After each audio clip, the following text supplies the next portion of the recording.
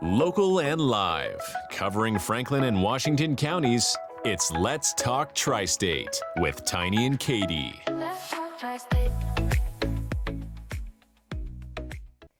Welcome to Wednesday's edition of Let's Talk Tri-State, all powered by Home Right Windows and Doors, the right choice, voted winner of the Best of the Tri-State 2024. It is 1 week to Christmas Day. Keep going. I didn't have anything else. Was that supposed to be like the Bare Naked Ladies? Yes.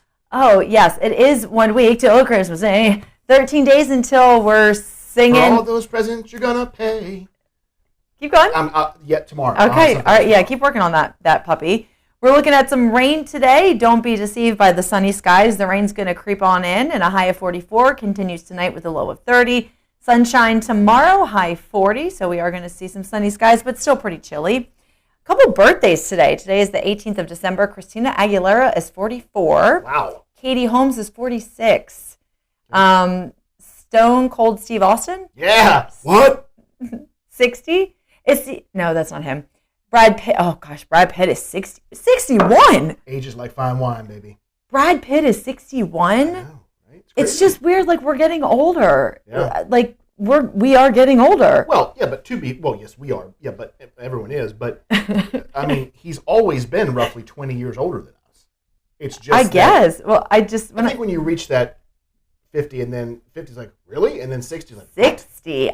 Brad Pitt is 61 today. When I think Brad Pitt, I think Legends of the Fall.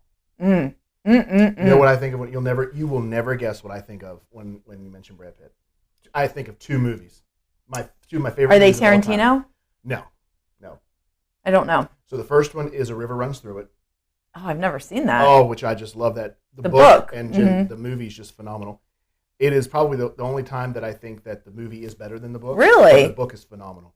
And then the other one is Spy Game with Robert Redford. I've never seen that one either. I don't think you'd like it just because it's very almost like procedural when it comes to CIA and things like that. It's not a lot of action, but it's a heck of a lot of story, and it's a great story. And I absolutely adore Robert Redford. And out of all the Brad Pitt movies, that's what you think of? Yeah, it is. That's interesting. Mm-hmm. Steven Spielberg is 78, and Keith Richards is 81 from the Stones. I thought he was 100. 81. And I'll tell you what, I saw the Stones, how many years ago was that? Maybe 8 or 9 years ago. Mm-hmm. And so, he was in his 70s, early 70s at that point. Just phenomenal. Those guys, obviously they age, they're in their 80s, but man, they can play. Well, no wonder, what's his face? Mick Jagger's so thin. As much as he runs around like crazy on the stage. They do put on one incredible show. That was one show I'm glad I got to see it before, I don't know how long they're going to be touring, but. Right. Well, Mary saw them when I think they played, I believe it was Rascal Flatts and Journey opened for them. Whoa, that's a show. I think so. I may be conflating two shows. I think that was in Hershey. There was a Rascal Flatts and Journey, and that may have been just one show. Okay. But I do know that in Hershey she saw Stones. It was funny when I saw the Stones. They're sponsored by Bud Light, or they used to be. And I went and saw them at the North Carolina College Stadium, where it's completely dry. Oh, okay. And so we're at a Stones concert. And there is no alcohol anywhere on the premise. And it's so funny because it says like sponsored by Bud Light all over the place. Right. And there was zero alcohol because we were at a college stadium. How much do you think was snuck in? Or at least consumed before? Consumed before, yes. Everybody was pre-gaming in the parking lot, but you couldn't bring anything in. They patted you down pretty good. So with it being was it just a dry stadium or is it a dry campus?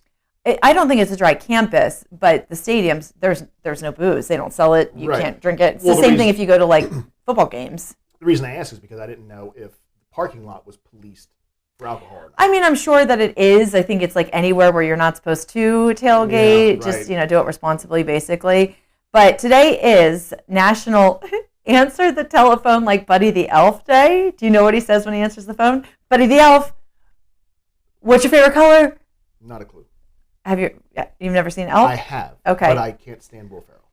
Yeah, he says, Buddy the Elf, what's your favorite color? Gotcha. It's also Baked Cookies Day, and some interesting facts about cookies. The average American eats approximately 35,000 cookies in their lifetime.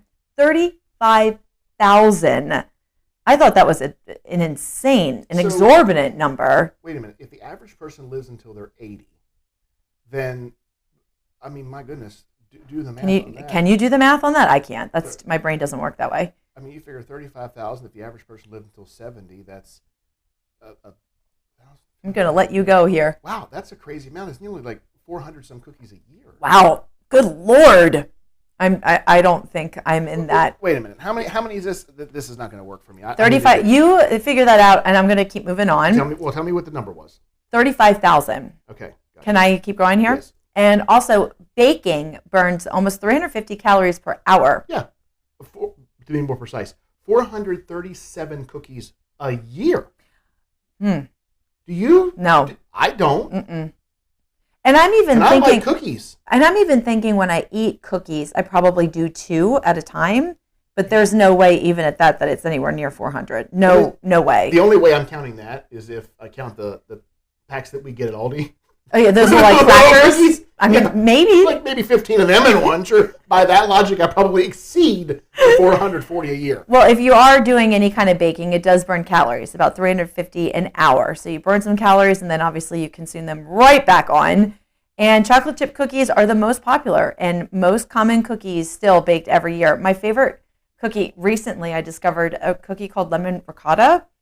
I was at Wow, it sounds like I would love it. I love lemon. I was at my best friend Bridget's birthday party, and she had made lemon ricotta cookies, and I'd never heard of them or tasted them. They were phenomenal. They were phenomenal. Can you get this for me? Of course, yes. I'll attempt to make it. Because I love lemon and I love lasagna. I'm not going to eat it if you make it. I'm actually not terrible when it comes to baking, cooking, yes. But that's fair. You actually are pretty. The what was it, banana bread you made recently? I did, yes. All completely from scratch. I made that all from scratch. Right, and I don't care what anybody else said. I liked the fact that the center was raw. I really I liked that. It was like a batter tree, like a cream filled almost. It was. I mean, I don't know if you're supposed to be eating it like with raw batter in the middle, but I liked it. The cooked outside probably provided a protective shell, so where the bacteria couldn't really get in. I'm trying to convince myself of that because I didn't die from it. And they were quite tasty. Yeah. The biggest cookie ever made was back in 2003, and it weighed 40,000 pounds. My favorite 40,000. Snickerdoodle. Oh God, no. Shoofly pie. No, that's a pie. Cookie. Come on. You'll get it in a jiff. Peanut butter. Yeah. What about the ones with, what are they called? Peanut butter blossoms? Where you put the Hershey Kiss in the middle? It's a peanut butter cookie with the Hershey Kiss in the middle? I forget maybe that's the peanut butter blossoms. Those are really, really good. I typically take the kiss off, and sometimes I'll eat it. Most times I won't because I just like the peanut butter cookie. You know what else I really like? The thumbprint raspberry ones. Oh, yeah. Those are pretty good, too. Cookies, yeah. You know what? Maybe I'll do a little baking today for National Baking Day. There's people who do those with lemon. They use like a blob of lemon pudding. Yeah, that would be lovely. Why not? 63 years ago in 61, The Lion Sleeps Tonight takes number 1. And if I say that, if you don't immediately hear...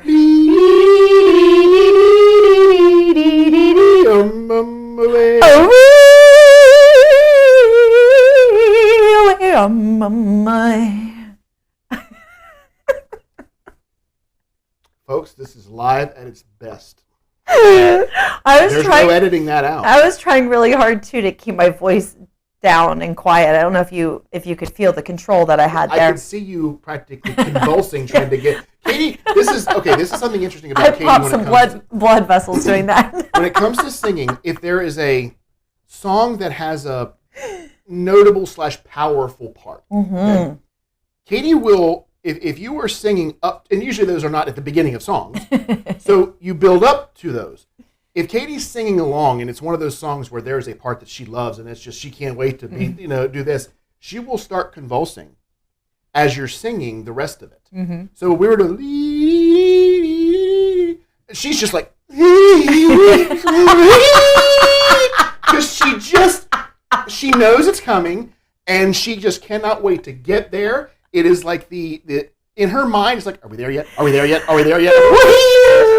That's so funny. I'm thinking about the song from Celine Dion, If You Ask Me To, the part right in the middle where she gets really loud and she has that really, really long note. That's another one where I convulse when I'm singing that part. Yeah. Wow. 27 years ago, Chris Farley was found dead in his Chicago apartment. That was just, oh my gosh, I loved Chris Farley. And it was 15 years ago the first Avatar movie was released. I remember going to see Avatar in theaters with a boy named Bobby that I thought was going to be my husband, and I was the biggest crush on him. And we went and saw Avatar, and he held my hand, and I was so excited. And then you had to post his bond. Yep, and then He left. Yep, he did, and then obviously we did not get married, and it didn't work out. No, you did not. It was 2 years ago that the Yellowstone prequel, 1923, premiered, and that was starring Harrison Ford. So good. Do you remember that? Yeah, I do, of course. The second season is actually going to premiere in February, so that is something to look forward to. I'm looking very forward to that. Originally that and 1883 were going to be just standalone, which was fine. They were very good. But now that the whole Yellowstone thing happened where Kevin Costner didn't return, and I haven't, as much as I love that show, I have not watched this new season because I know that they killed him off in the first episode, so I don't really... Spoiler alert. Right? But yeah, by now everybody knows. But anyway, I think that they felt that they needed to... So we don't want to deal with the modern day stuff now because Kevin Costner was basically the reason people watched the show, him and Rip. So let's do more seasons of these shows, which I'm all for. I love Harrison Ford, Tim McGraw, Faith Hill being in the first one, the 1883 was phenomenal as well. So I can't wait for the second season. I haven't seen any episodes of any of these shows. I don't think that it's something that would really appeal to you. The only thing I've heard is that Rip is like really sexy, and so I've heard people say you should watch it because he's really good looking. But if I could just watch Legends of the Fall and see Brad Pitt if I want to see a good-looking man. So I understand, and yes, he's very fawned over, and women love, posting how they'd love to have a Rip in their life, blah, blah, blah. But I think that for you, sitting through the rest of it, sitting through the non-Rip times, yeah, we'll just let that rip. Yeah, let her rip. All right, let's take a pause here and check in with the good word of the day. Hey everyone, I'm Laura Kincaid, pastor of Messiah United Methodist Church in Shippensburg, Pennsylvania. Well, this is the second week of Advent, and this week is the week of peace. Wow, we could sure use some of that, couldn't we? Right? Peace in our hearts, peace in our homes, peace in our world. Because we do live in a very anxious and stressed out society. And a lot of the advice that we are given on how to deal with our stress, it kind of amounts to just don't think about it. It was Pastor Tim Keller who said, you can have smart peace or you can have stupid peace. Stupid peace is just not thinking about what's bothering you, right? Try to escape it. Focus on your breathing or go do something fun. Have some cocoa or something stronger. Yeah, but these are just temporary escapes. They don't really help us in the long run. On the other hand, Philippians chapter 4, verses 6 through 9 says, "Do not be anxious about anything, but in every situation, by prayer and petition with thanksgiving, present your requests to God, and the peace of God, which transcends all understanding, will guard your hearts and minds in Jesus Christ." In other words, the Apostle Paul says we should think about our problems and our troubles, but put them into prayers. Ask God for help and do this with thanksgiving.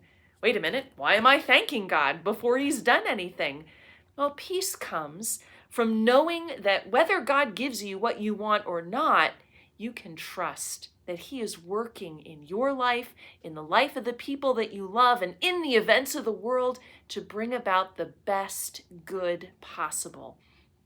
Now, sometimes we can't see it because, let's face it, we only have a limited view, but God sees everything. He knows what's truly best. I mean, think of the cross. When the disciples saw Jesus hanging on the cross, they thought that was the worst possible thing that could happen. And yet, even though it looked like the worst, it was actually the best, most wonderful, glorious gift of love that God could ever give us. To take the penalty for our sins on the cross, to conquer sin and death for us.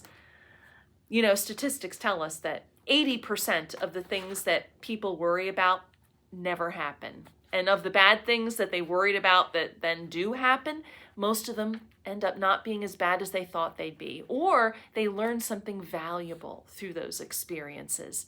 So have some peace this week. Come find it in Jesus, the Prince of Peace. Come join us for church. Services at Messiah United Methodist Church are on Sunday mornings at 9 a.m. We're at 30 South Penn Street in Shippensburg. You can also find us on YouTube and on Facebook.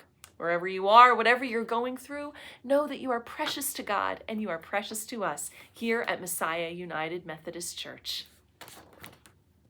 News is all powered by Virtus Men's Health in Hagerstown. They have telehealth available, and you can find them online at virtusmenshealth.com.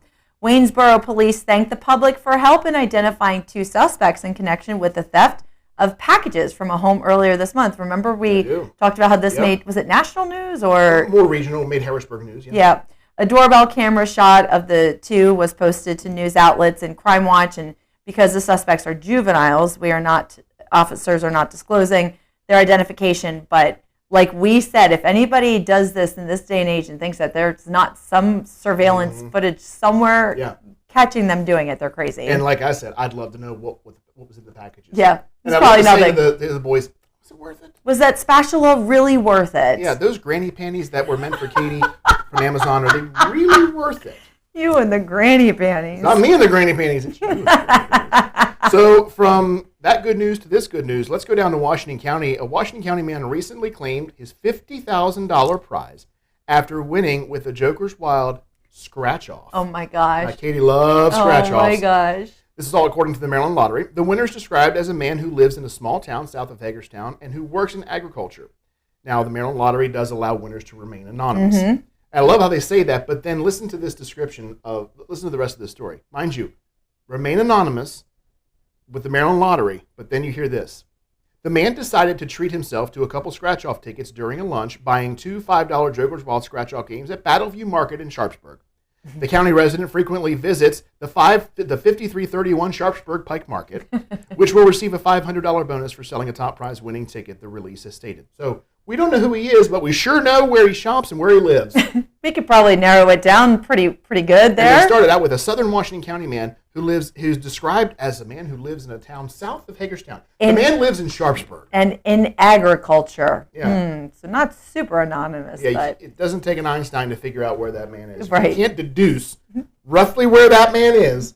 Not that you want to, but the point is, like, why would you? Anyway, you see what I'm saying? Yeah, keep going. You're really on a tangent now. Actually, let's calm you down here and take a look at sports with Andy. We saw the NBA Cup Finals take place last night between the Milwaukee Bucks and the Oklahoma City Thunder. Giannis Antetokounmpo and his Milwaukee Bucks were victorious in the NBA Cup Championship, beating Oklahoma City Thunder 97-81. While Shai Gilgeous-Alexander led the scoring for the Thunder with 21 points, it couldn't get the job done as Giannis Antetokounmpo led his Bucks to a victory, scoring 26 points, securing 19 rebounds, and having 10 assists, getting a triple-double in the NBA Cup Championship. Congratulations to the Milwaukee Bucks. The NBA will have off tonight, and play will resume on Thursday, December 19th. In the NHL last night, the Montreal Canadiens beat the Buffalo Sabres 6-1. Leading scorer for Montreal was Lane with 3 goals. The Tampa Bay Lightning beat the Columbus Blue Jackets last night. Scoring for the Lightning were Paul, Glendenring, and Gunsel, each having a goal apiece. The Pittsburgh Penguins beat the Los Angeles Kings 3-2 last night in overtime. The Carolina Hurricanes beat the New York Islanders 4-0. 32 saves on the night for the Hurricanes goalie. And the New Jersey Devils beat the St. Louis Blues 4-1. Also getting victories last night were the Nashville Predators over the Rangers 2-0. Chicago Blackhawks over the Washington Capitals 3-2. The Boston Bruins over the Calgary Flames 4-3. The Ottawa Senators over the Seattle Kraken 3-0. And the Winnipeg Jets beat the San Jose Sharks 4-3. Number 1 ranked Tennessee Volunteers beat Western Carolina last night in NCAA men's basketball 84-36. Number 2 ranked Auburn beat Georgia State 100-59. Number 5 ranked Duke got a victory over George Mason 68-47. Number 7 ranked Florida beat North Carolina 90-84. In NCAA women's college basketball, number 4 ranked UConn got a victory over Iowa State 101-68. Number 5 LSU beat Seton Hall 91-64. Number 6 ranked Texas scored 111 points against LaSalle's 49 last night. And number 10 ranked Oklahoma beat number 20 ranked Michigan 72-62. If you'd like to be featured on the Coach's Corner with Andy, email coach at 921thegoat.com. Local and live, covering Franklin and Washington counties, it's Let's Talk Tri-State with Tiny and Katie. Today on Let's Talk Tri-State, we're celebrating the holidays. And we're going to do that by celebrating the life of one of the greatest men that myself and the entire Tri-State area has ever known. A man who gave selflessly of his time to others and those less fortunate, and made everyone's holiday season just that much brighter. That man we're talking about today is Bud Klein. Some of you may know Bud Klein by his famous name, Santa. And we have someone very special joining us today for the first time in an interview format, his grandson, Michael Kendrick. Now, you may be wondering why we are deciding to sit down and Let's Talk Tri-State with Bud Klein's grandson, Michael. There's a good reason for that, and you'll find that out in just a couple minutes. But first, in order to familiarize you with Bud Klein, we're going to play for you the last interview Bud ever did. It was on a podcast I hosted called Tiny Talks. It was about 3 years ago in December, and I reached out to Bud to set up the interview because I thought the Tri-State deserved to know more about the man behind the beard. This interview is about 15 minutes long. We're going to play it in its entirety. I'm not going to edit anything out. A word of warning for parents. We're going to pull back the curtain a little bit on Santa Claus. Now may be a good time to tell the kids to go play or do something else, maybe earmuffs. That choice is yours, but I think you know what we mean. Now, as far as this podcast interview goes that you're about to hear, you're going to hear some dates and times in this podcast that obviously were relevant back in 2021 that are not accurate today. We've left them in there just to preserve the podcast's integrity. Enjoy this podcast. Let it take you down memory lane like it's about to do for me and Bud Klein's grandson, Michael, who's joining us here today for the first time as Santa Claus. Bud, I want you to, if you could, take us through your history, where you grew up and how you, I don't want to say stumbled onto it because I don't think someone could do as well as you do for as long as you do and it be a stumbling block, but how you got into just being known as Santa in our area. Well, started out back in the early 60s. I had a gas station. I've lived in the west end of Hagerstown my whole life, but I had a gas station at the corner of Virginia Avenue and Marion, and I was selling Christmas trees. And I advertised in the paper that Santa would be there to talk to the kids, to bring your children in. Mm-hmm. And I bought a cheap suit. I'll put it on, and one of the customers came in, had a handicapped child. The child couldn't talk, but he could say ho-ho, and he stayed with me the whole time he was there. It did something to me that I just kept on going, and I kept doing it, and it just got into a thing that for a long time I had a hard time handling it because I was doing 200 and 300 times a Santa a year. Mm-hmm. I mean, a whole for the season. I would go leave early in the morning, get home real late at night, do private house calls. I'd do as high as 15, 20 house calls on Christmas Eve. And I have delivered everything from pigs, goats, even a brand new Buick one night to a woman. Had ribbons on, had to stop and take them off because of the ice storm. Oh, my. But I have done just about anything you want. I went to all the hospitals down in the Baltimore and Washington area. Some of the children that I went to see, I was probably the last one they talked to. Mm. And, I just got so that I enjoy it, and it's just part of my life. Mr. Klein, how old are you as we speak right now? 84. I'll be 85 in March. Wow. That's amazing. And you say you've been doing this since the early 60s. That is quite the testament that you have. I'm going to hit you with a memory. I think when you say Santa Claus to any adult, they have a particular memory that they go back to in their minds. I think there's one that always stands out for everybody. And if there isn't, I feel bad for that person because those memories are so cherished. And mine, when anyone says to me, having grown up in the south end of Hagerstown, when I hear the name Santa Claus, one thing comes to mind, and that is the Bester Carnival. Oh, yes. And I'm going to let you take this part of it, but just to give you an idea, to take everyone back to me as a child, The Bester Carnival was, in my opinion, the best carnival that there was in our area. And look forward to it every single year. And we would enter the carnival grounds between the school and what was, Mr. Klein, was it a fire company food stand? Yeah, Antietam Fire Company had that carnival. I run the food stand for about, I guess, close to 20 years. Right. I made all the food. I closed my own business, which is Klein's Auto Body, for a week to go out there and spend the whole day out there fixing food and everything for nighttime. And it was a lot of memories from that place. It always has been. I still belong to Engine 2, 3, and 4. Right now, I just did Santa for Engine 4 this past Sunday. Right. For their party. When I would walk by the stand, my parents would say, "There's Santa. He's making the French fries." And two things came to mind. A, there's Santa. And B, wait a minute, why is Santa making French fries? You know, as a child, you believe these things so innocently. And for the better part of, maybe 5 or 6 years, I suppose, it became this almost like a Where's Waldo is Where's Santa, but you knew where he was. And I remember several times, Mr. Klein, I'll never get these images out of my head. There were some tables set up where people could eat their food. And later on, when it was less busy, there would literally be kids sitting on your lap at one of those tables. And I want you to know that you have given such timeless memories like that. And I'm sure that you hear those all the time. Yes, I do, because like I say, I have been doing this for 55 years. I left my own beard grow. I've had my own beard and hair for probably the last 46, 47 years, something like that there. I try to keep it as white as possible by I got a special shampoo I use, but also I use Comet, which keeps the yellow out of it.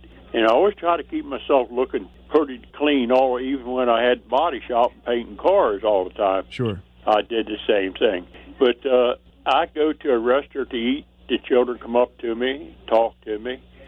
I will take and talk to them. The parents come apologize. I said, look, I don't want an apology. Yeah. That's what I'm here for. I'm here for the children. And that's just the way I feel about it.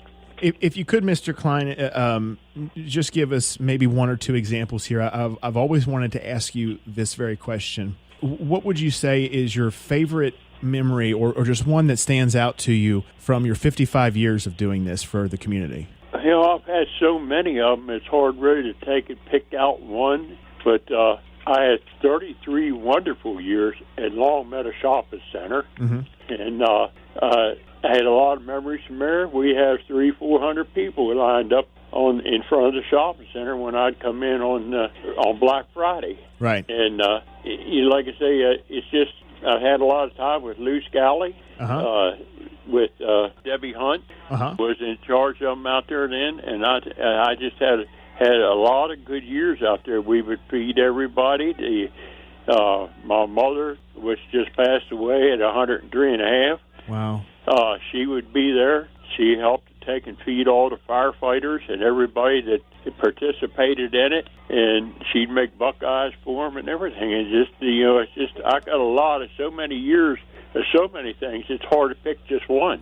Oh, I'm sure, but I'm so glad that your overall greatest memory was something that was encapsulated over the course of over 30 years at the Long Meadow Shopping Center. And I remember those times at the Long Meadow Shopping Center. I grew up in the south end of Hagerstown for the first 16 years of my life. I now live in Waynesboro. But when someone says Santa to me, it's you. And I want you to know how unique you are, but not in our area. I've talked to people from all over the country and had wonderful conversations about their childhood, their memories, many of which stem from Christmas. And I have yet to hear anyone reference a local Santa, a gentleman who played Santa in their area that is that legacy individual. I'm not saying that those gentlemen don't exist. I'm simply saying that I have never heard of one. And I want to say on behalf of our area, thank you so much for being the Santa for generations and generations of individuals. Well, thank you. It's so wonderful that I've been able to talk to you today on the podcast, and I consider it quite the honor. And I'd like to, if I could, for you, sir, your Facebook page, which is Klein's Auto Body East. Right. And it's funny. I reached out to a photographer who had done some photos with you recently, and said, "Oh my goodness, is Mr. Klein doing any more photos this year?" And the reason that I ask that, before I break into some dates here, the good news is that yes, but before I break into some dates, the reason I ask that, Mr. Klein, is, and I'm sure you've heard this before, but this just goes to prove how long-lasting the memories are that you're part of, is that I'm going to be coming to one of these times that I'm about to go over where you're going to be offering pictures with Santa, and I'll be bringing my daughter, and she will be the third generation that has had you as their Santa. I've got families that I got 4 and 5 generations that still come to me every year. It's wonderful, and I'm so sorry. I get emotional, but it means a lot. Well, I do too. I got too emotional yesterday when we had Baltimore Station come up here, TV station, and interviewed me. Wow. For about almost 2 hours out at the Little Jack Corner daycare, and interviewed all the parents and the teachers and the children and everybody there for almost 2 hours, and I started getting emotional there. Yeah, it's just it's incredible, sir. You're such a treasure. You truly are. Just one for the ages, and I pray that God blesses you with many more healthy years, that you can keep making the impact that you have, because especially in today's world, there's nothing we need more than the spirit of Christmas and the spirit of Santa Claus, and to know that it lives in you is just the high honor, and I want you to know that you mean so much to our area, and I hope that anyone who hears this goes to one of these dates here that I'm about to say. Like I said, as we record this is December 15th. The next time, this is the final schedule for this year, and you will be able to see Santa at Klein's Auto Body East at 12010 Margaret Drive in Hagerstown. It is a memory that you will cherish forever. The 16th, which is 4 until 7 p.m., coming up this Friday from 4 until 7 p.m. as well. On Sunday, the 19th, he'll be there from noon until 5. On Monday, the 20th, from 4 until 7 p.m., and Thursday, the 23rd, from 1 until 5 p.m. Now, obviously, that schedule is subject to change, but as it stands right now, Mr. Klein will be there. Santa Claus will be in full regalia. So how does that work, Mr. Klein? Is there a charge for that? Is it your own camera? How do you like to do that? Everybody brings their own camera, take their own pictures. We don't do it anymore. There's no charge. We do have a donation box that we put out, and that's whatever they want to put in. If you don't want to put in, it doesn't matter to me. Most of it goes to charity anyhow. And I don't know if you're still recording or not, but 3.5 years ago in May, I bled to death from a warfarin. Oh, my. They brought me back, and I did it that year, even after I was sick. This year, on November the 5th, I went down, spent 13 days in the hospital, and had pneumonia, full of fluid, and my heart went crazy. So now I just had a transplant defibrillator and pacemaker put in. I wasn't allowed to do anything until the 1st of December, but I've slacked off a little bit this year. But I'm still trying to do all my regulars and take care of the ones out the garage and stuff like that there. But I will be back next year. Absolutely. Well, like I said a little bit ago, I pray you have many more years left in you. But even if you decided tomorrow that you were going to retire as Santa Claus, I want you to know that you have impacted generation after generation. Like I said, my daughter will be generation 3 that grew up with Bud Klein as Santa Claus. And Mr. Klein, I won't keep you. You've been so gracious with your time, and the spirit of Christmas certainly lives on in you. You're a wonderful man, and I pray that everyone gets to go and meet you before this season is up. And again, if you want that entire schedule that I just read off, you can find it on Klein's Auto Body East Facebook page, and it is simply that, Klein's Auto Body East. Mr. Klein, have a Merry Christmas, Santa. From the bottom of my heart, thank you. I love you so much. I hope to see you one of these coming days, okay? Yeah, Merry Christmas to you. And I got well over 100 get well cards. Wow. From the hospital. I even had some of the children brought me gifts. Wow, it's unbelievable. You know what? Actually, it doesn't surprise me at all. And I'll tell you what, Mr. Klein said that when you show up there to get a picture that he has a little donation box. Let's fill that up because, like he said, most of it goes to charity. If you're hearing this, you may have already gotten a picture with Santa at some point. If you don't have a picture with Mr. Klein as Santa, you're missing out. And I'm assuming you even let the adults jump in for a picture from time to time, don't you? Yes, I do. All right, Mr. Klein. Well, hey, take care of yourself. Merry Christmas, and I'll turn you loose back to work, okay? Okay, Merry Christmas to you, and I hope to see you. News is all powered by Legends Bar in Chambersburg. You can satisfy your sports fix at Legends Bar with game day specials and cold brews. You can find them on Hollywell Avenue in Chambersburg. Ashley Sontig Bottomley has been named Executive Director and CEO of Renfrew Museum and Park in Waynesboro. That is going to be effective January 6th. She replaces Rebecca Labar, who has accepted a position at the Henry Ford Museum of American Innovation in Dearborn, Michigan. Oh, that's quite a change from here to Michigan. Not to mention that the Henry Ford Museum is a big museum. Oh, you haven't been. Come on, I've been out there. No, but I know about it. If it's not Ocean City, Maryland, or Waynesboro, Pennsylvania, you're not there. Hey, if they put these museums where I can get to them, I'm fine with that. The Renfrew Museum, great. I'm there. You know that one, yes. The 11th annual Historic Houses of Worship Tour will take place in downtown Hagerstown on the 26th from 3 until 7 p.m. It's a free, self-guided tour which features 11 sites, each showcasing their unique history, art, literature, and architecture. Visitors will have the opportunity to learn about the ecumenical heritage, traditions, and music of the holiday season at each location. Most of the sites are within walking distance of one another and are handicapped accessible, according to a news release. Light refreshments will be available. That means like some perhaps cookies and a beverage. Just so I know that. Well, remember we've had this conversation before about what constitutes refreshments? Well, refreshments, I do think of drinks. Right, but also some cookies.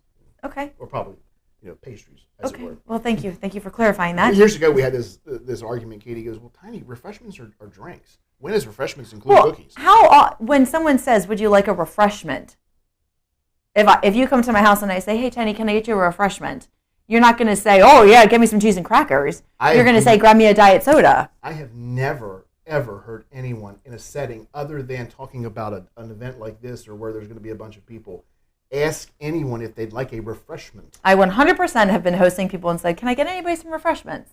Diet Coke, champagne, you got it. Nobody looks at me and says, I'd like to have some pastries. I don't doubt that you would say that. Of all people, I think you would. You like to throw out accoutrement for whatever reason. Yes, I do. The least accoutré person in the world likes to say accoutrement.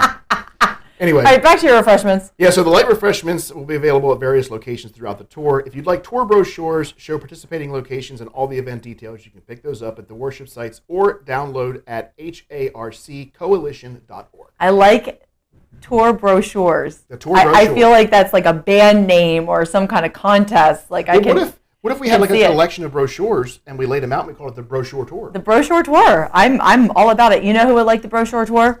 Our favorite bro for sure, Andy. What's going on with sports, Andy? Last night in Washington County boys basketball, North Hagerstown took on South Hagerstown, and North Hagerstown came out the winner 66-27. Also going up against Clear Spring was Boonesboro. Boonesboro getting the victory 49-41. Smithsburg beat Catoctin 76-50. Hancock beat Hinman 63-28. Williamsport won against Brunswick 58-54. Flint Hill beat St. James 71-68. Mercersburg beat Broad Fording 80-50. And Cumberland Valley Christian won against Grace Academy in a close matchup 48-47. Coming up tonight, Boonesboro travels to Fort Hill, tip-off at 7 p.m. In girls basketball in Washington County, last night, North Hagerstown battled South Hagerstown. North Hagerstown came out the winner 50-37. Boonesboro beat Clear Spring in a close one 60-59. Williamsport beat Brunswick 48-13. Catoctin beat Smithsburg 45-43. Martinsburg beat St. James 57-30. And Grace Academy beat Cumberland Valley Christian. Coming up tonight, St. James at Maryland School for the Deaf, tip-off at 5:30, and Hancock travels to Forbes Road. That tip-off is at 6 p.m. We've got a lot of wrestling action tonight in Washington County. St. James travels to St. Francis, and Mount Carmel and Archbishop Curley go up against each other at 4:30 tonight. Williamsport travels to Boonesboro. That match starts at 6 p.m. Seneca Valley is at North Hagerstown starting at 6 p.m. And Catoctin travels to Smithsburg. That match is start at 6 p.m. Last night, Central Dauphin went up against the Chambersburg Trojans, and neither team had tasted defeat yet this year, and the game was locked in a 46-46 tie at one point. The Rams scored the first 8 points of the fourth period, 7 by Wayne Fletcher the second, and closest the Trojans could get was within 3 points twice. That enabled Central Dauphin to earn a 60-55 Mid-Penn Commonwealth win at Chambersburg Area Senior High School Fieldhouse on Tuesday night. In boys swimming in Franklin County, Chambersburg beat Central Dauphin 86-84. The Trojans won 10 of the 11 events, but still had to claw for everything they had because of the Rams' depth and tight Mid-Penn Commonwealth victory on Tuesday afternoon at the Chambersburg YMCA. In the last event, the 400 freestyle relay, Central Dauphin gained its first win, but because the Chambersburg team of Xavier Covington, Griffin Adamek, and Thomas McCullough and Cullen McGraw, they finished second, and it clinched the team's win last night. In girls basketball, McConnellsburg beat North Star last night 42-30. The Lady Spartans hosted the North Star Cougars last night for an ICC cross-divisional game, and they controlled most of the scoring to lead each quarter and pick up their third straight win. The Spartans are now 4-2 overall.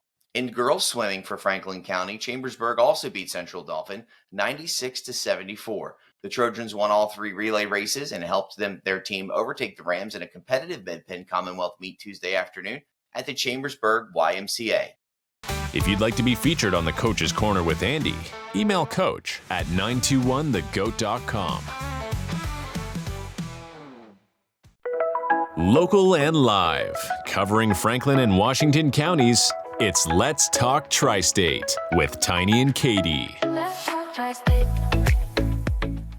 Welcome back to Let's Talk Tri-State, all powered by Home Right Windows and Doors.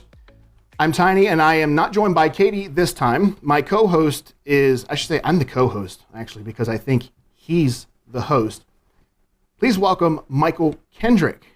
Michael, how are you? Good. How you doing, Tiny? I'm doing great. Michael and I, we go way back. Yes, My we goodness, you were a senior, I believe, at Washington County Tech High. Yep. And I was long-term substitute there. Yep. And I remember at some point along the way, you told me who your grandfather was. You said, he's my pap. I distinctly remember you using those words. And I couldn't get over it. I couldn't believe it. Wow. Bud Klein's grandson is right here. That's got to be amazing. So before we get to you and what you're doing now, let's go through your story, Michael Kendrick. Tell us where you grew up, and then what do you do for a living? Anything that you're willing to share about you. Okay. I was born and raised in Hagerstown all my life. I work for Beaver Creek Storage Units and car washes, doing maintenance there now. And I have 2 children and a fiance. Like I said, just born and raised in Hagerstown, and that's about it. So let's go through this part of your story, because I think this is the part that anyone who's watching this from the tri-state area would want to have this conversation with you, or this would probably be the question. Like when I'm out somewhere talking to people and they find out what I do for a living, they always want to talk about the radio, right? Yes. Okay. Same thing has to be the case for you. They always want to talk about your grandfather. Yep. Once they find out, okay? Take us back in time, if you would. What was it like growing up with Bud Klein being your grandfather? Well, ever since I was little, my grandparents would take me to school. My mom would have to go to work early, so she would drop us off at their house. Grandma and Papa would always make sure we got to school, got us home from school, and then we'd go back to their house, and I would go down to work in the body shop or do whatever I had to. But I also helped Pap out doing Rudolph and Santa Claus when I was younger. I guess that's probably how I got started, and seeing what Pap did and what his legacy grew to. Was he Pap to you? Was he Santa to you? Was there a time where the two kind of mixed a little bit? I can imagine as you grew up with him. Obviously, he's your Pap from birth. But was there ever a story of where you thought to yourself, "Is my Pap Santa?" I'd say it's a little bit of both. My children called him Pappy Ho Ho. Okay. So, I mean, it was just one of those things where we knew what he did and his legacy. And then in like the summer when we went on vacation, we'd be down Myrtle Beach and people would come up to him down there at the restaurant and say hi, and he would get his card out and hand it to them and, you know, treat the kids just like it was at Christmas time. Sure. Christmas in July. Yes. Basically, when he's down, I can imagine. As he was telling me, and you heard in the podcast, wherever he would go, restaurants didn't matter, especially in our area. Kids would come up to him, and the parents would apologize because he's just trying to have dinner. But not only was he okay with it, he welcomed it. That he said, as everyone heard in the podcast a few minutes ago, that he was here for the children. Yes, he loved that. Yeah. He was all for the children. He was, I would say, if there was ever a man who was custom made to be Santa, your grandfather had to have been it. I agree. Yeah, and I told him in the podcast 3 years ago, I said, you know, bud, I don't know that there's any other area that I've been or anyone I've talked to from different areas who has that legacy Santa Claus like we did. You know what I mean? Like, He was Hagerstown Santa. He was the Tri-State Santa. Everyone in the Tri-State area knew Bud Klein. You'd see him at the mall, at a restaurant, wherever. And because I remember my parents would say, there's Bud Klein's here. And even though I was still young enough to where I believed in Santa Claus, it didn't strike me as strange that they called him Bud Klein. Yes. You know what I mean? He was still Santa. Like, he was still the real deal. He's still the guy, but just turns out Santa's real name is Bud Klein. Yep. Like, who knew? I feel like I had the scoop that no one else had, right? Yep. So let me ask you this now. Do you have a favorite story of your grandfather? My favorite would probably be one of the reasons why I got into this. He used to go down to the Kenny Kruger Center down in the city, and we went down there one year. I was probably a teenager, and I was dressed up like Rudolph, and Pap was in there seeing everyone, and we had Rudolph and Frosty with us, and there was a small child that was laying there, and I probably sat with that child for 45 minutes to an hour, just lighting up my nose, and he was just laying in the bed, and I mean, it just made his day. Sure. And I got to see, you know, what Pap brought to those children, knowing that they were in the hospital and not going to get out for Christmas, more than likely. Right. And the joy that he brought to it. Mm-hmm. Yeah, quite an amazing man. I know he did that a lot. And Santa Claus always, I don't know, now obviously you see stories and you see videos and things of kids who freak out and start crying and carrying on when they see Santa. But by and large, when you're hard pressed to find anyone who sees Santa and a smile doesn't come to your face. Yes. And I am sure, just as it's doing for you now, that would light up your grandfather. Yes. To see that smile that he would bring to people's faces. I love telling the story. I told it in the podcast, but for those who didn't catch the replay of the podcast a few minutes ago, the Bester Carnival to me was the premier carnival in our area. It was Bester in Boonesboro. And your grandfather was always making fries with the fire company. And it was the common occurrence that as a kid, you wanted to go to the carnival, and B, when you do, who else do you see there making French fries? Santa Claus. Yep. Naturally, Santa Claus is making fries. And then you'd sit on his lap, tell him what you want for Christmas. Here we are. It was May or June, whatever the month of the year was. But that was a normal sighting, and that is so unique to this area. And your grandfather brought so many memories. I'd like to, before we talk about how you got into doing what it is that you're doing now, which is not difficult to see what you're doing now. Like I said, I did that interview with your grandfather 3 years ago. At the time, he said he had been doing Santa Claus for 55 years. Yeah. And that means that he ultimately wound up doing Santa Claus for a little over 57 years. Yes. So almost 60 years. This is probably going to be difficult for probably both of us, both Michael and myself. It definitely will be. But I think that your grandfather deserves to be remembered over and over and over again. Okay. Floyd Hubert Klein, Jr., 86, of Hagerstown, Maryland, passed away on Saturday, December 2nd, 2023 at Meredith Medical Center. Born March 18, 1937 in Boonesboro, he was a son of the late Floyd Klein Sr. and Sarah Virginia Klein. In addition to his parents, he was also preceded in death by one son, William Bill Klein, and one brother, Kenneth Klein. He was a 1955 graduate of South Hagerstown High School. Mr. Klein was owner and operator of Klein's Auto Body and previously worked as an auto mechanic and body shop tech for Litton's, Amico, and Middlecoff Chrysler. He also was known for being Santa Claus for fire departments, daycares, nursing homes, churches around the Hagerstown area. He was a member of Grace United Methodist Church of Hagerstown, the Moose Lodge, Williamsport FOP, Arch Auto Racing Club of Hagerstown, and the Alsatia Club of Hagerstown. Mr. Klein is survived by his loving wife of 64 years, Doris Jean, 2 children, Randy Klein and Debbie Kendrick, 1 brother, Bob Klein, 3 sisters, Donna Ridenauer, Betty Beiser, Nellie Armstrong, 3 grandchildren, William Billy Klein II, Michael Kendrick II, and Megan Wolf, 5 great-grandchildren, Cameron, Casey, Hunter, Blake, and Riley, and 1 great-great-granddaughter, Evelyn Klein, and several nieces and nephews. So last year, we just passed the 1-year anniversary of the passing of your grandfather. One thing that I didn't expect was, like I said, I've known you for years. When your grandfather passed last year, thankfully, he was able to do a couple appearances. Yes, he was. Last year. His very last appearance, my daughter got her final picture with your grandfather. And that was so special. Look back. Oh, there we go. So super special to look back on those pictures, those memories and those moments. And just knowing that he got to do it one last time. And last year, no matter what, he had told me was going to be it. That was the last year he was going to be able to do it. He was getting to where he couldn't do it anymore. Right. Yeah. His health had, taken a toll on him.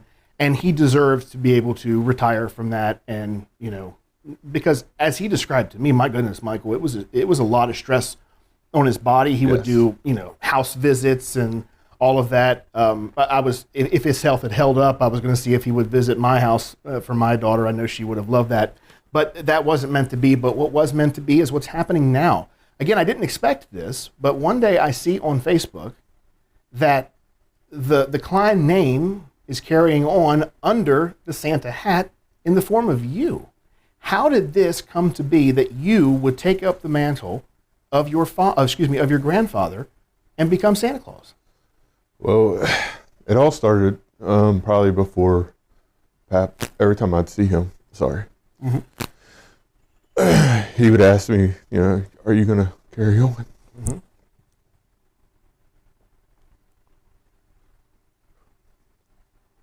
And I'd always tell him, that's your legacy. Right.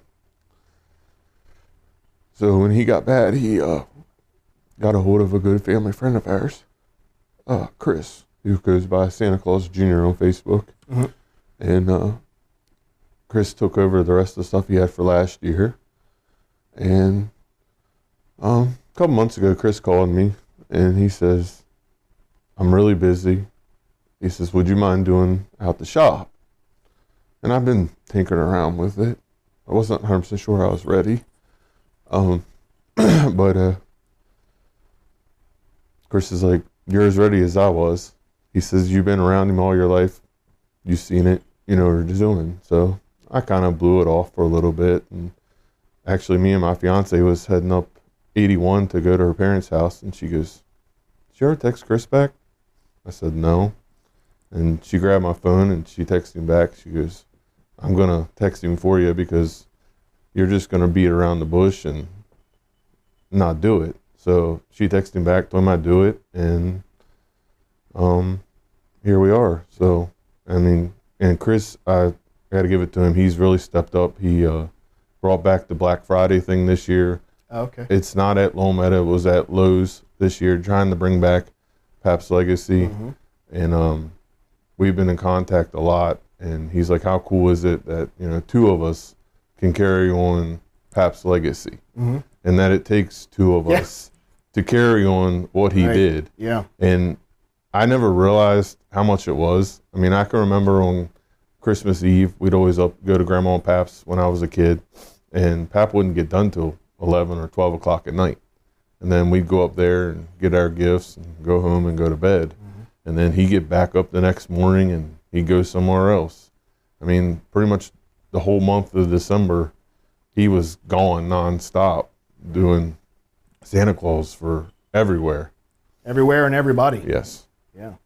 So you are now setting up shop, essentially, pardon the pun, at Klein's Auto Body Shop. Yep. When can folks see you play Santa Claus at Klein's Auto Body? I'm at my uncle's shop, Klein's Auto Body, tomorrow evening, Wednesday evening, Thursday evening, Friday evening, from 5 to 7. And then Saturday, I'm at Beaver Creek Storage Units from 10 to 1. Okay. And Sunday, I'm back at Klein's Auto Body from 1 to 4, I believe.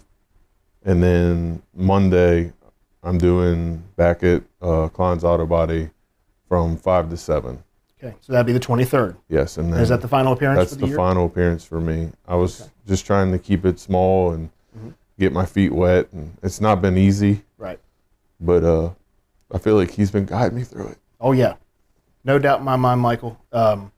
Like you said, it takes two to fill those shoes. It does. And even then, I don't know that they'll ever be filled. But, you know, the fact that your grandfather wanted you to do it says that he believed in you, that you were the one who would carry on the legacy.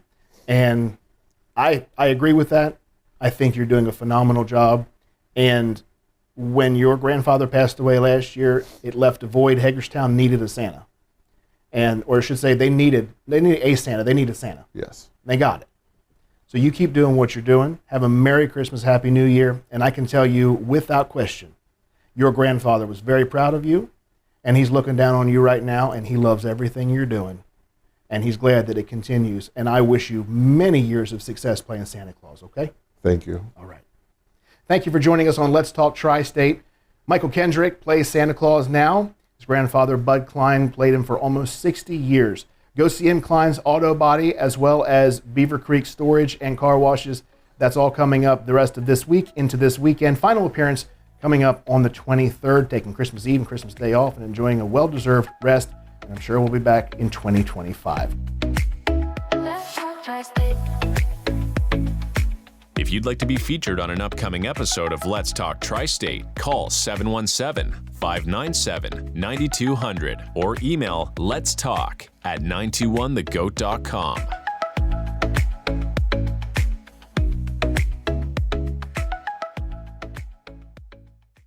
News is all powered by Virtus Men's Health in Hagerstown. They have telehealth available, and you can find them online at virtusmenshealth.com.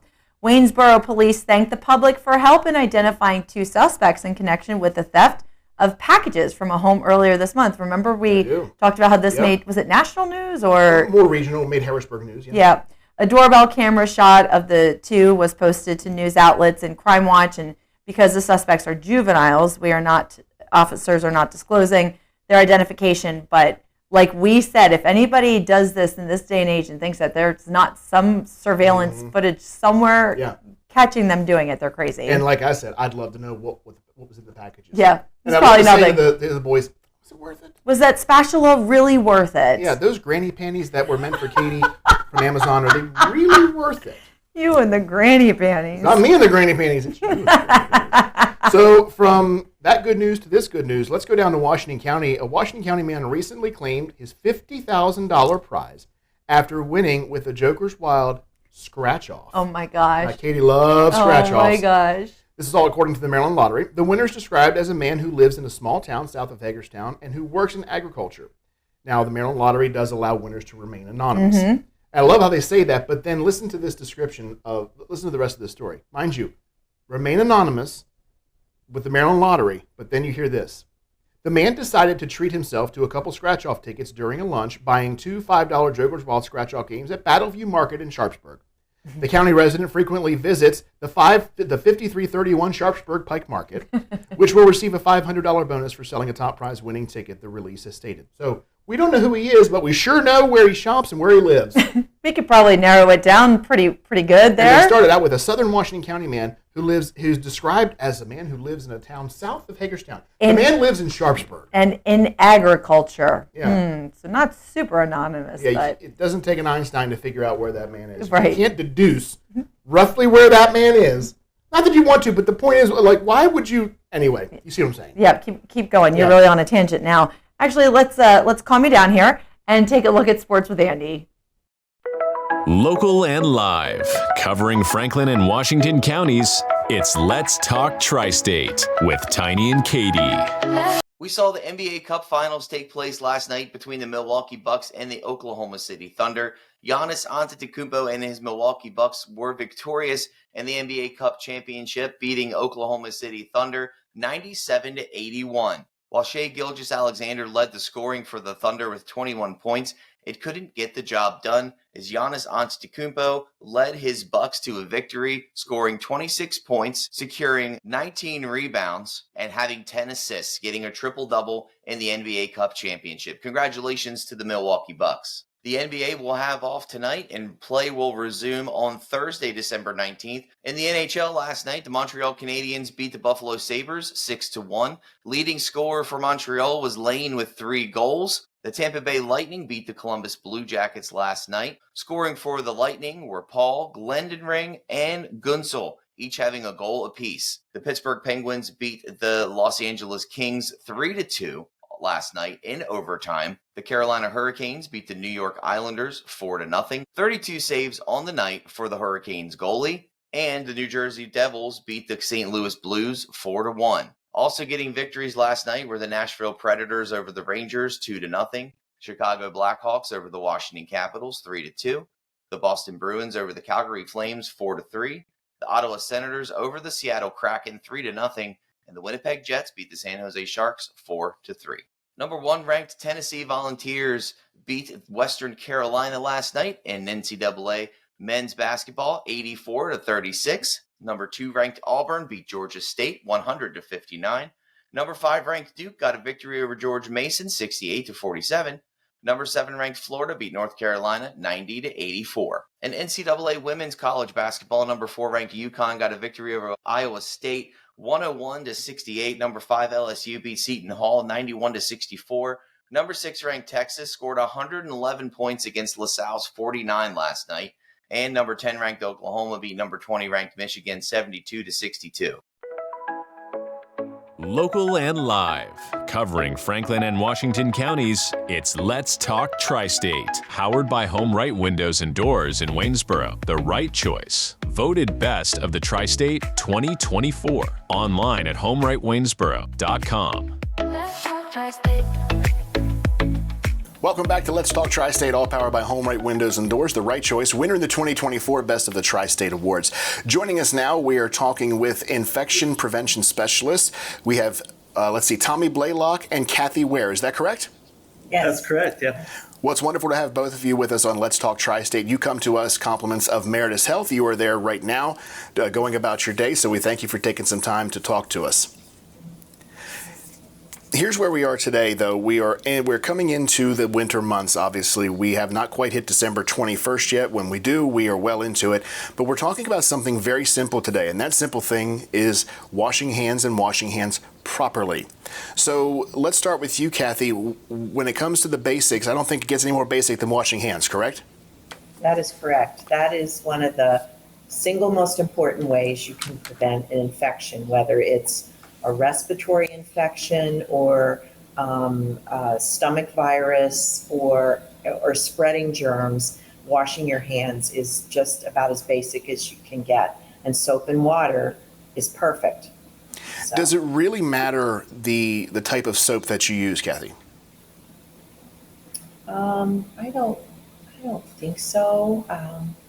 No, as long as you're using soap and the temperature of the water doesn't matter either. It doesn't have to be really hot. It's just uncomfortable if it's really cold. But yeah. Okay, so now let's, Tommy, if you could take us through this here. We see a lot of, the reason I ask about the soaps, we see a lot of soaps that say antibacterial, antimicrobial, and it seemed like with COVID, it brought on all these different labels that we'd never seen before, all these different words that were not part of our typical lexicon, and now apparently we're all pros when it comes to this.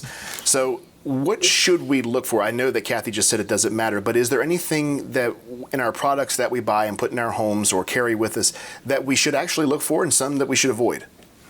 Yeah, no, I think that's a great question, and I think a lot of that is probably more of a marketing ploy than anything else.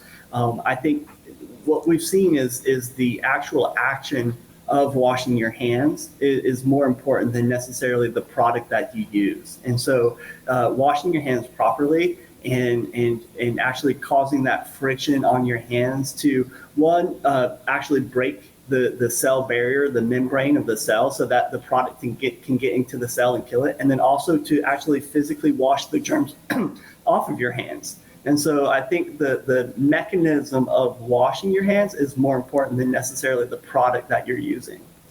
Kathy, does it matter that you only wash your hands after a certain activity? So, for instance, should we only wash our hands or only be concerned about washing our hands after the restroom or after we cough and perhaps cover our mouth?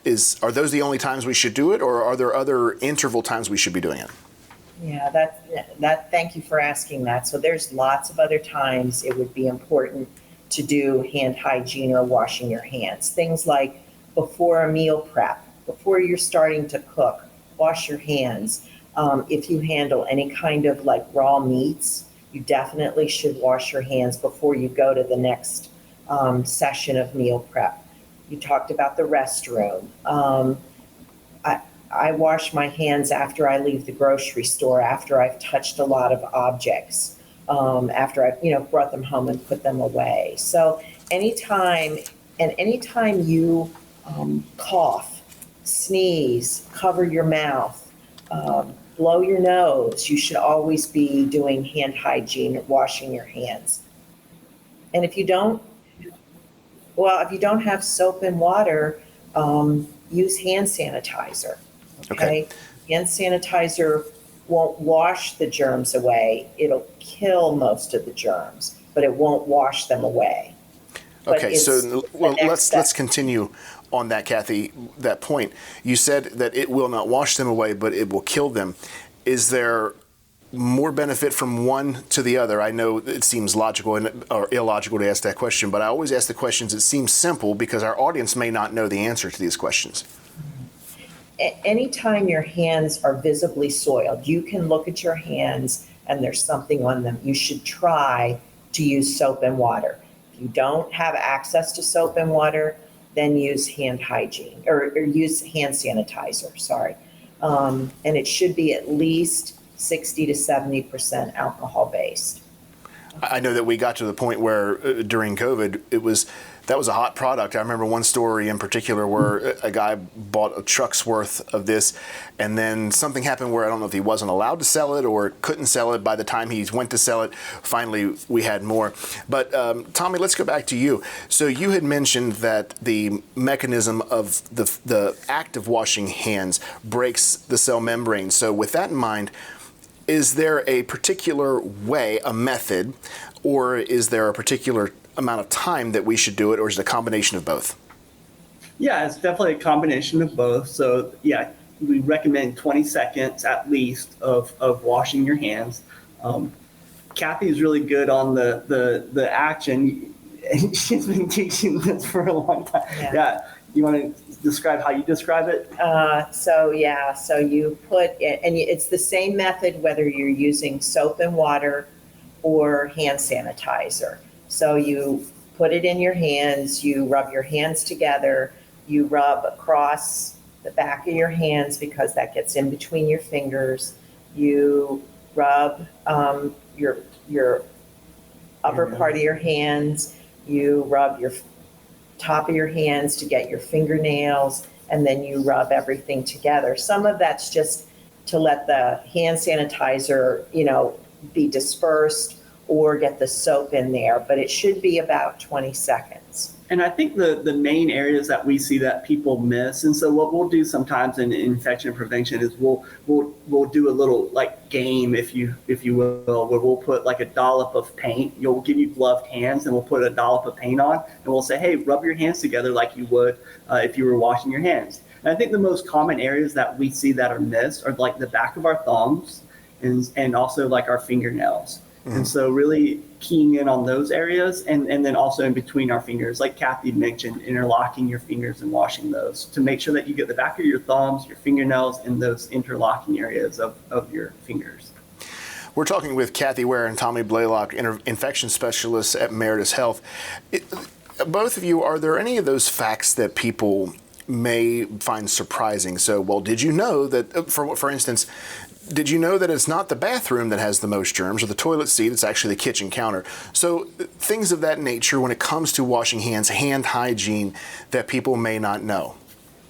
I think one of the things that is really surprising to a lot of people is if we were to come into your house and culture like your kitchen, we would find bacteria pretty much almost everywhere. Everywhere that you touch is a place where we would probably be able to find bacteria growing.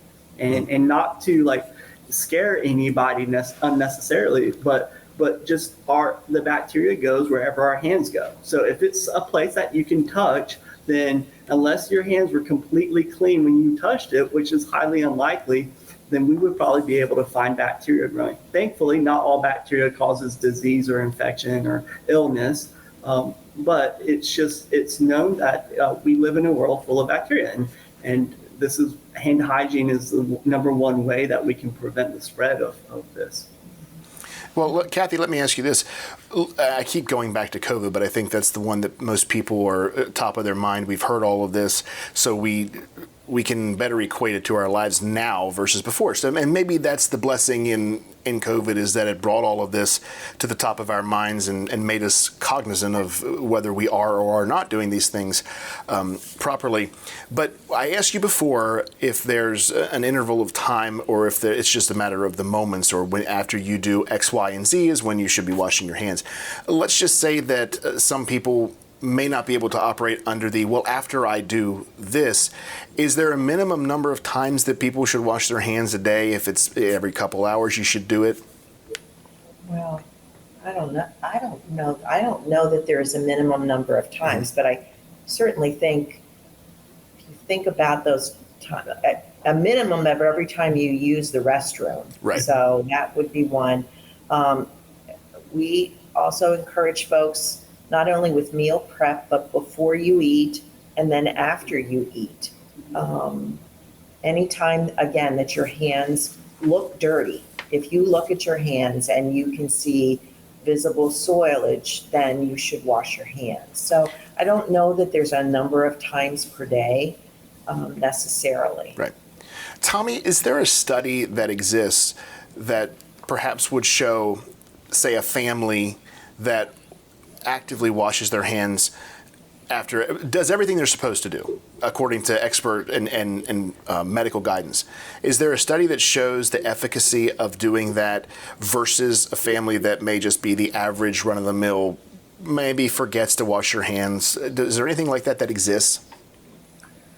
I don't know. I'm not familiar with any studies outside of the hospital or healthcare facility situation or scenario, but I can tell you that within the hospital, we have seen healthcare facilities where hand hygiene rates were low versus healthcare facilities where hand hygiene rates were high, and we have seen a direct correlation between higher rates of infection in those facilities that have lower hand hygiene rates and much lower rates of infections in those facilities that had really high number of hand hygiene rates and compliance. And so we know within the confines of the healthcare facility that there's definitely a correlation between washing your hands and rates of infection.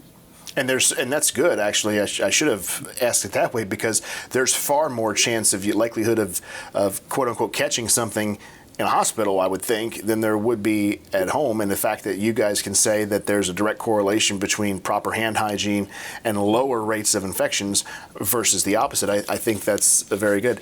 We have a couple closing minutes here, perhaps. Kathy, any last words when it comes to hand hygiene that you'd like to share with our audience on Let's Talk Tri-State? I think one of the things to be mindful of is if you are dealing with like a GI bug, you're sick on your stomach, you have some diarrhea, it's best to wash your hands with soap and water if it's available, as opposed to the hand sanitizer, if that's possible. So I think when you're dealing with that, it's soap and water. Tommy, Otherwise- let's go to you if we could. Is there a website where, I know you're at Meritus Health, but is there a particular website or a web page that you'd like to refer anyone to look at? Yeah, so the CDC has a really good, if you Google CDC and hand hygiene, they have a really good one pager. That's like the first result that comes up. And I do believe there's information on the Meritus Health website that the public can go to and access information on hand hygiene as well. I can tell you that there is. I was looking over it today, and it helped me get some of our questions together and lesser known facts. We've been talking with Kathy Ware and Tommy Blaylock, infection prevention specialists from Meritus Health. And thank you so much for joining us both on Let's Talk Tri-State. Thank you for having us. Thank you. If you'd like to be featured on an upcoming episode of Let's Talk Tri-State, call 717-597-9200 or email letstalk@921thegoat.com.